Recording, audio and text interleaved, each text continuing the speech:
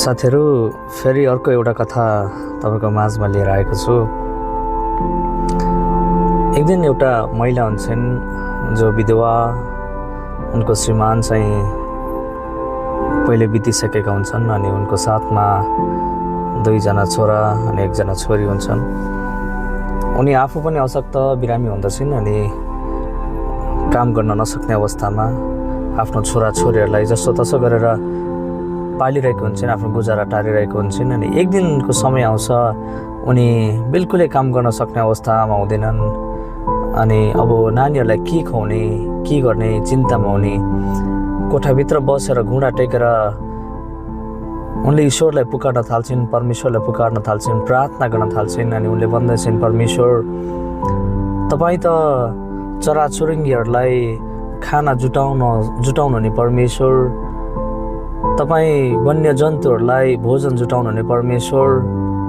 तपाईँले भन्नुभयो न ती चराचुरुङ्गीहरूले न त रोप्छन् न त कटनी गर्छन् र पनि तिनीहरूको निम्ति भोजन म जुटाउँछु भनेर भन्नुभयो।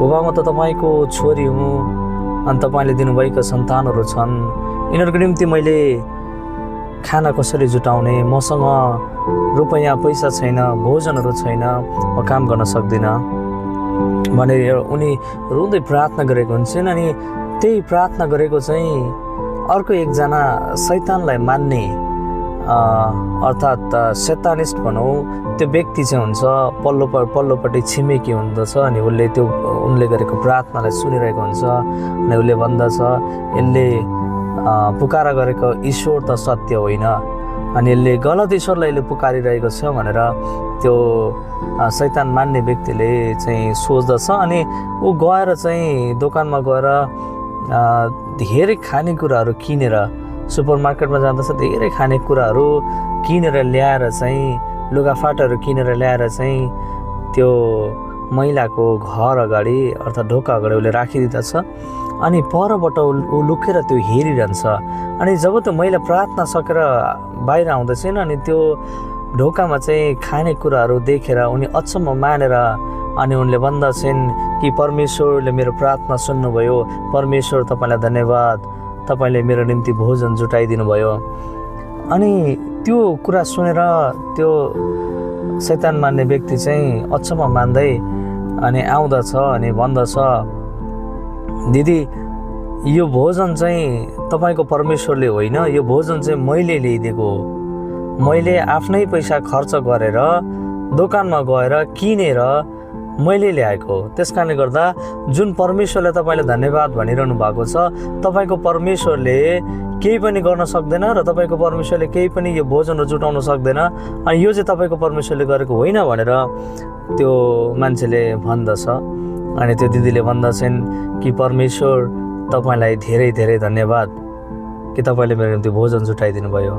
अनि त्यो व्यक्ति रिसाउँदै भन्दछ, दिदी, तपाईँले अझै कुरो बुझ्नु भएन, तपाईँले विश्वास गरेको परमेश्वरले ल्याएको होइन, यो चाहिँ मैले ल्याएको। म चाहिँ तपाईँको ईश्वरलाई मान्दिनँ, म चाहिँ शैतानलाई मान्ने व्यक्ति हो, म चाहिँ शैतानको पूजा गर्दछु।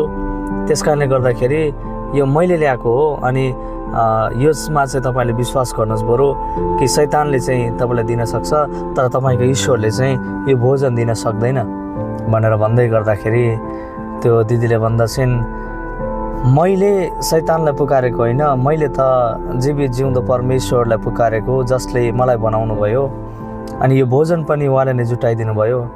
अनि म भन्दछु परमेश्वर धन्यवाद कि तपाईँले शैतानलाई पनि तपाईँका छोराछोरीहरूलाई भोजन जुटाउनको निम्ति चलाउनु हुँदछ।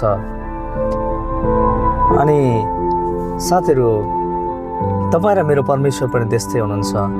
तपाईँ र मेरो परमेश्वरले पनि तपाईँ र मेरो पुकारा, तपाईँ र मेरो प्रार्थना चाहिँ सुन्नुहुन्छ। उहाँले शैतानलाई पनि तपाईँ र मेरो काम गर्नको निम्ति उहाँले खटाउनुहुन्छ। तपाईँ र मेरो शत्रुलाई पनि तपाईँ र मेरो आवश्यकता पुरा गर्नको निम्ति खटाउनुहुन्छ।